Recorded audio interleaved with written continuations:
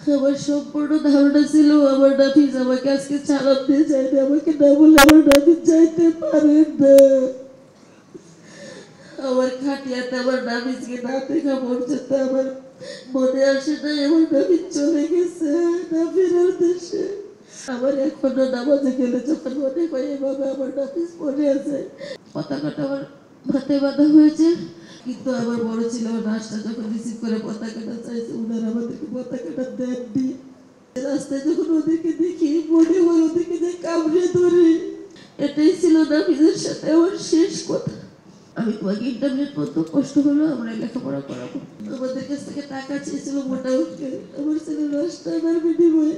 আমার নাফিস আল্লাহর মধ্যে সুন্দর মুদ্রা অনেক সুন্দর ছেলে, এত ছোট একটা মানুষ এত বয়ের দেওয়া হয়েছে, মরে নাই বাইস আছে, আরো দুইটা গুলি কর। তখন আমার নাফিস রিক্সার রোডটা ধরে আছে।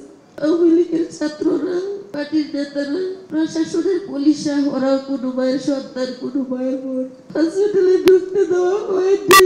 আমার ছেলে আমাকে সালাম দিয়ে বলে, হ্যালো আম্মু, আমি তো হাঁটতে বের হয়েছিলাম, আপনি তো বলে বের হয়নি। আম্মু আমি তো আন্দোলনে আসছি। বাবা তুমি কোথায় আন্দোলনে গেছো? আম্মু আমরা বন্ধুরা বের হয়েছি, অমনি একটা এক দফা এক দাবির মিছিল পাইছি, বড় ভাইয়াদের সাথে আসছি, আমরা 5 বন্ধু। আমার নাফিজের মতো গত 4 তারিখে যত শহীদ হয়েছে সবারই বিচার আসলে হক দরকার। প্রথমত আমি আমার অজস্র সন্তান গেছে, আমার ছেলে কিন্তু কোটার বয়স হয়েছিল না, মাত্র নৌবাহিনী কলেজে ফার্স্ট ইয়ারে ভর্তি হয়েছিল, ক্লাস করা হয়নি। অনেক চঞ্চল ছিল, অনেক সাহসী ছিল। ও যখন আমাকে দেশ নিয়ে কথাগুলো বলতো যে আমার ভাইয়ারা আটকায় ফেলাইছে, আমি বলছিলাম ওকে আমি তো দেখলাম খবরে ওরা সব দাবি দাও মাইনে নিছে। তখন নাফিজ আমাকে কিছু সংকেত দেখাইলো যে আম্মু আপনি তো বুঝতেছেন না, দেখেন এই সংকেতগুলা ভাইয়ারা মাইনা নেয় নাই, ভাইয়াদেরকে বাধ্য করছে। ও আমাকে এই সংকেতগুলো দেখালো। তখন আমি নাফিজকে বলছিলাম, বাবা তুমি তো ছোট মানুষ, তোমার তো কোঠার বয়স হয়। তখন আমার নাফিজ আমাকে বলছিল, আম্মু দেশে যদি কোনো পরিবর্তন না আসে আপনার ছেলেরা ভালো ছাত্র হলেও কোনো কাজে আসবে না। আম্মু দেশ পরিবর্তন আসতে হবে। আমার নাফিজ 18 তারিখে স্কেচ টাওয়ারে যায়, আমাকে এসে বলে সে খুব চঞ্চল ছিল, খেলাধুলাতে থাকতে। আমি জানতাম ও খেলতে গেছে। ও আমাকে বলছে আমার ঘরে মেহমান ছিল আমার ননাস, আম্মু আমি আজকে খেলে একটু দেরিতে আসবো। তো আমার ননাস বারবার বলতেছে নাফিস কোথায়? বললাম আপা ও তো বলছে খেলে আসবো। ও আমার মাঝখানে আমার সাথে যোগাযোগ করছে, রেস্ট নেওয়ার পরে বাসায় আসে। বাসায় এসে আমাকে কিছু বলে না, গোসল করে পরে আমাকে হাসতে হাসতে বলে, আম্মু দাওয়া খেয়েছি, দাওয়া দিয়েছি, রাবার বলে খেয়েছি, আমি কত দেখতে চাইলাম, বাবা তুমি কোথায় আমাকে দেখাও। তখন সে বড় বড় ট্রাউজার পরে ঘুমাবো, 3/4 প্যান্ট পরে। আমি তো মেহমানদের ব্যস্ত, আমি আর এতটা খেয়াল করিনি। তারপরে আমিও চাইতাম ছাত্ররা জিতুক, আমি বলতাম আমরা কেন বের হই না বাবার সাথে। ও যে একা একা যান, বলতাম তুমি যদি চাইতে হো তুমি আমাকে নিয়ে যাও না, আমি একটু অসুস্থ থাকি বেশি। ও বলতো আম্মু আপনি দৌড় দিতে পারবেন না, সার্জারি হয়েছে আপনার শরীর ফুলে যায়, আপনার চাইতে হবে না। আমি বলতাম আমার চাইতে ইচ্ছা করে বাচ্চাগুলার একটু পানি টানি খাওয়ানোর জন্য। তো এরকম এসে এসে আমাকে বলতো, আমি সবসময় বলতাম তুমি সাইডে থাকো। কিন্তু গত 4 তারিখে আমি ওকে মানা করেছিলাম, বাবা আজকে তুমি যাবা না, তুমি তো বের হও, ভাইয়াকে বড় মানুষ ভাইয়া বুঝে, তুমি তো ছোট মানুষ, তুমি আজকে যাবা না, তুমি তো ভাইয়ার সাথে একসাথে যাও না। ও আমাকে কিচ্ছু বললো না, শুধু হাসলো। ওর বাবাও বললো, বাবা তুমি তো একা যাইলে কিছু পারবা না, তুমি ছোট মানুষ, তোমার যে যেতে হয় আমি একটু বাইরে কাজ শেষ করে আসি, আমি তোমার সাথে যাব। ওর বাবা বলার সাথে সাথে আমিও বললাম, হ্যাঁ আমরা দুইজন তোমার সাথে যাব, যাইতে হইলে আমরা দেশ পরিবর্তন তুমি চাও আমিও চাই, তোমার যদি কোনো বিপদ আসে আগে আমি যাই। ও কিচ্ছু বললো না, হাসতে হাসতে ওর বাবারে বললো কয়টা টাকা দাও। ওর বাবা বললো কত দিব? আব্বু কত আর দিবা, কয়টা টাকা দাও। ওর আব্বু প্রথম হয় 20 টাকা দিছিল, তারপর 10 টাকা দিচ্ছে। তারপর আমি বলছিলাম আব্বু আজকে বাইরে না যাইলে হয় না। তখন নাফিস আমাকে বলে, আম্মু একটু চাই না, আপনি এমন করেন কেন? আমি বলছি বাবা আজকে আমার মন চাইতেছে না, তুমি বাইরে যাও।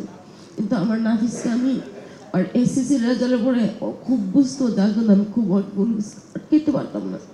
আমার নাফিসকে আমি কোনোদিন পরে টিচার দিনে ও স্কুল করছে, কোচিং করছে, ও জিপিএ 5 পেয়েছে, ভালো একটা রেজাল্ট করেছিল। ওর রেজাল্টের পরে আমি কলেজে ভর্তির পরেও আমাকে একটা কথা বলতো, আম্মু আমার যে রেজাল্ট ছিল আমি ঢাকা কলেজ পেতাম, আমি বিজ্ঞান কলেজ পেতাম, আমি তো নৌবাহিনী কলেজ পেলাম। আমার আব্বুর তো এখন পজিশনটা খারাপ, আমার আব্বুর তো অনেক টাকা লাগে। ও টিউশনি খোঁজ করে, আমি বলি না বাবা, আমি তোমাকে, তোমার ভাইয়াকেও ইন্টারমিডিয়েট পাস করেছি, তোমাকেও আমার কষ্ট হইলো, তোমার এখন টিউশনি লাগবে না, আমি ওকে 2টা টিউশনি বাদ করে দিই, আমি তোমাকে ইন্টারমিডিয়েট পর্যন্ত কষ্ট হলো আমরা লেখাপড়া করাবো। তারপরে যখন বের হয়েছে আমি মানা করাতে আমার নাফিস টিউশনিতে প্রাইভেটে গেলে, স্কুলে গেলে, মসজিদে গেলে আমাকে 3বার সালাম দিতেন। সেদিন আমি না করার ফলে আওয়াজও করে নেই, আমাকে একবার সালামও দেয়নি। তারপরে আমি, ওর আব্বু বারবার ওর ফোনে ফোন দেয়, ওর কোনো ফোন ছিল না, আমার ফোনটা ও ইউজ করতো, ওকে দিয়ে রাখলাম, আর আমি এমনি ওর টেপটা ইউজ করতাম। ওর আব্বু বারবার ওকে ফোন দেয়, না পাওয়াতে আমাকে বলে তোমার ছেলে তো ফোন ধরে না। তখন আমার খেয়াল নাই, আমি ভাবতেছি যে নাফিস বাইরে গেলে আধা ঘন্টার ভিতরে চলে আসে, আজকে কেন আসতেছেন আল্লাহ। আমি খালি হাঁটতেছি এরকম সোজা পশ্চিমা পূবে হাঁটতেছি, এরকম করতে করতে আমার নামাজের টাইম চলে যাচ্ছে। পরে দেখলাম ওর ফোনটা ওর রুমে, ওর ফোন, ও যে ফোনটা ইউজ করে ফোনটা ওর রুমের, সাথে সাথে ওর আব্বুর ফোন দিলাম যে তোমার ছেলে ফোন ধরবে কি করে, তো ফোন নেয়নি। ও ঘড়িটা ছাড়া বের হতো না, ওর ব্যাগটা সব কিছু ওর টেবিল। তারপর আমার এত খারাপ লাগতেছিল না, আমার এটুকুই খারাপ লাগতেছিল, ও একা কোচিংয়ে গেলে আসতে একটু দেরি হয়, তখন এখনো কেন আসতেছে না। এরকম করতে করতে আমি নামাজে যাই, প্রায় 40 বেজে যায়, 2টা। ঘড়িতে দেখছিলাম, তাড়াতাড়ি নামাজে গেলাম। আমি ফরজ শেষ করার আগে 2টা কল বাজছে, কাটছে আমার পিছনে আমার টেপ, ওর টেপটা। তারপরে ঠিক 3টায় আমি ফোনটা রিসিভ করি, আমার ছেলে আমাকে সালাম দিয়ে বলে, হ্যালো আম্মু, আমি তো হাঁটতে বের হয়েছিলাম, আপনি তো বলে বের হয়নি। আম্মু আমি তো আন্দোলনে শুনছি। বাবা তুমি কোথায় আন্দোলনে গেছো? আম্মু আমরা বন্ধুরা বের হয়েছি, অমনি একটা এক দফা এক দাবির মিছিল পাইছি, বড় ভাইয়াদের সাথে আসছি, আমরা 5 বন্ধু আসছি। আমি আব্বু তুমি আয়সা পড়ো, আমার খুব খারাপ লাগতেছে, তোমার আব্বু রাগ করবে, তোমার আব্বু বলছে তোমাকে নিয়ে যাবে। আমার কথা উপলব্ধি থেকে আমার নাফিস বলে, হ্যাঁ আম্মু আয়সা পড়তেছে, আম্মু আয়সা পড়তেছে।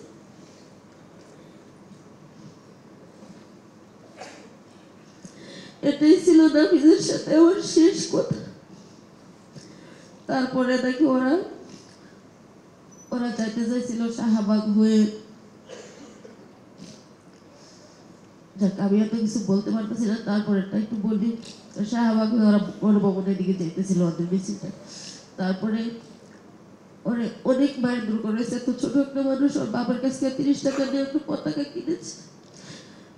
পতাকাটা ওর মাথায় বাঁধা হয়েছে, আইডি দেওয়ার পকেটে ওর বন্ধুরা চালাকি করে ওরা আর আইডিটা ঝোলায়নি, ও পতাকাটাও পাচ্ছে, আইডিটাও চলেছে।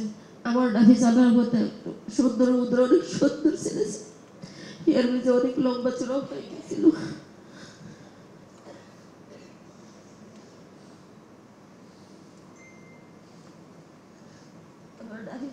হাতগুলোতে এত মারা মারছে, আপনারা ছবিটাতে খেয়াল করে দেখে, এত ছোট একটা মানুষ এত মায়ের দেওয়া হয়েছে।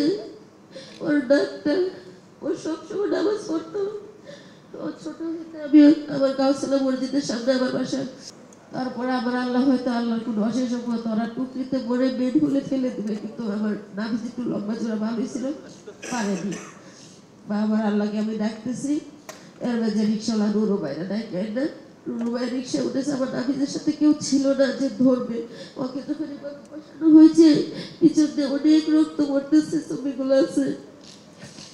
একজন অফিসার লেভেলের নুরু ভাই বলছে, আমি তার ছিলাম না, বলতেছে মরে নাই, বাইস আছে, আরো 2টা গুলি কর।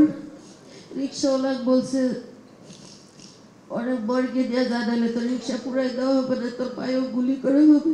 তারপরে রিক্সাওয়ালা অনেক কষ্ট আলরাজি গেট পর্যন্ত দেওয়া হয়, তখন আমার নাফিস রিক্সার রডটা ধরে আছে। কিন্তু আওয়ামী লীগের ছাত্ররা, পার্টির নেতারা, প্রশাসনের পুলিশরা, ওরা কোনো মায়ের সন্তান, কোনো মায়ের বোন, কেউ ওকে হসপিটালে ঢুকতে দেওয়া হয়নি। আমার নাফিসকে কেউ হসপিটালে ঢুকতে দেওয়ানি। তখন আমার এখনো নামাজে গেলে যখন মনে হয় এভাবে আমার নাফিস পড়ে আছে জীবিত অবস্থায়, কিরকম লাগছিল। আমি মোনাজাতে গেলে আমি ঠিক থাকতে পারি না, আমার মনে আসে আমার নাফিসা তো ছোট একটা বাচ্চা, 16 শেষ 17তে পড়ছে, হাসিনা আসার পরে আমার নাফিসের বেড়ে ওঠে। এতটা নৃশংসতা ওর সাথে হয়েছে। ও তো একটা ছোট্ট মানুষ, আর কোটার বয়স হয়েছিল না। একদমই ও গেছিল দেশের পরিবর্তন আনতে। তবে আমার অনেক কষ্টের মাঝেও আমার দেশ পরিবর্তন আসছে। হয়তো আমার নাফিসকে আল্লাহর অশেষ রহমতে, আমার নাফিসের ছোটবেলা নামাজ পড়তো, আমিও 5 ওয়াক্ত আল্লাহর কাছে হাজিরাতে, আমি জানি না আমার আল্লাহর ডাকের কারণে আমার নাফিসকে পাইছি। কয়টা কি আমি বলতে পারি না, তবে আমরা পাইছি। আমার বড় বিয়ের শাহিদা স্টুডেন্ট ছিলেন, যার সুবাদে আমার নাফিসের লাশটা অনেক কষ্টের মাঝে আমরা নিতে পারছি। না হলে 2 জায়গায় আটকায় দিছিল। ওগুলো তো আমি আর কিছু বলতে পারি না। যখন আমাকে মর্গে দেখানো হয়েছে রাত কয়টা, এটাও আমি জানি না। ওর আব্বার সাথে আমি অনেক কিছু দেখছি। ওই দিন ঢাকা শহরের অনেক জায়গা ঘুরছি। আমি টাইম টেবল কিছুই বলতে পারবো না। কিন্তু হসপিটালের মর্গে যখন আমার ছোট ভাইয়ের বউ আমাকে দেখালো, আমি বারবার বলতেছিলাম, তখন আমার বিশ্বাস ছিল। ওর আব্বু যখন মর্গে যায় লাশ দেখে, আমি শুধু বলতেছিলাম, তুমি এখানে আসো কেন? ও তো শাহ আমাকে আছে। আমার সম্পূর্ণ ধারণা ছিল আমার নাফিস আমাকে আজকে চালান দিয়ে যাইবে। আমাকে না বলে আমার নাফিস যাইতে পারে না। আমার খাটিয়াতে আমার নাফিসকে না দেখা পর্যন্ত আমার মনে আসে না আমার নাফিস চলে গেছে না ফেরার দেশে। কারণ আমার নাফিস আমাকে না বলে 1 মিনিটের জন্য বের হতো না, আমাকে সালাম না দিয়ে। তো আমার বড় ছেলে শাহিদের স্টুডেন্ট ছিল বিদায়, ওরা আটকাইলো, আবার ইয়ারা ছাড়া দিচ্ছে। পুলিশে আটকাইছে 2 জায়গায়, ওরা আবার হেল্প করছে। ও আবার বলছে যে আমি শাহিদের শুনে। তো কি বলবো আমি, আমার নাফিজের মতো গত 4 তারিখে যত শহীদ হয়েছে সবারই বিচার আসলে হওয়ার দরকার। আমি স্যার সলিমুল্লাহ স্যার আপনার কাছে আসতে চাই এই জায়গায় যে এই যে অবিশ্বাস্য নৃশংসতা যে আমরা যে ছবিটা দেখেছি, রিক্সায় করে একটা কিশোরের মৃতদেহ নিয়ে যাওয়া হচ্ছে, আবার পুলিশরা বলতেছে এখনো মরে নাই, আরো 2টা গুলি কর। হসপিটাল থেকে আনি, ও কিন্তু পতাকাটা রিক্সাতে আছে, রিক্সাটা চলছে, ওর কিন্তু পতাকা দর করে নাই। ওকে হসপিটাল থেকে লাস্ট আনার সময় আবার বলেছিল পতাকাটা চেয়েছিল, পতাকাটা পাইনি। সোহরাওয়ার্দী হসপিটাল কিন্তু একটা সরকারি হসপিটাল না, এটা কিন্তু আমাদের মতো সাধারণ মানুষের ইয়ে হিসেবে। ওনারা আরো বলছ আমাদের কাছ থেকে টাকা চেয়েছিল মোটামুটি আমার ছেলে লাশটা আমার বিনিময়ে। আবার এটাই আমি যতদিন বেঁচে থাকি ছেলে হারানোর যন্ত্রণা তো আছে। আমার ডাকে ছোট সময়তে পতাকা ভালোবাসতো। ওর যখন 2.5 বছর ওর পতাকা মাথা থেকে পড়ে গেছিল, আমি আর খেয়াল করি নাই। ওকে আবার পতাকা এটা দিতে হয়েছে, তারপরে ওকে ভাত খাওয়াইতে হয়েছে। তো পতাকা ভালোবেসে আমরা ছেলে দেশকে প্রাণ দিয়ে গেছে। কিন্তু আমার বড় ছিল ওর লাশটা যখন রিসিভ করে পতাকাটা চাইছে, ওনারা আমাদেরকে পতাকাটা দেননি, পতাকাটা দেননি। আরো টাকা হয়তো কত টাকা দিচ্ছে ওই দিনের খবর আমি কিছুই বলতে পারি না। তারপরে যে পর্যন্ত আমার ছেলের লাশ গড়া দেখছি, এর আগে আমি অনেক কিছুই দেখছি, তারপরে আমার কিছু।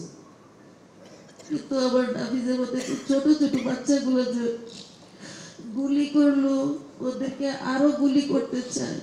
এই প্রশাসনরা তো আমাদের মতো সাধারণ মানুষের টাকাই বেঁচে থাকে, আমাদের মতো সাধারণ মানুষের টাকা থেকে ওদের খায় না। আজকেও কিন্তু ওরাই আমাদেরকে প্রোটেক্ট দিচ্ছে। রাস্তায় যখন ওদেরকে দেখি মনে হয় ওদেরকে যে কামড়ে ধরে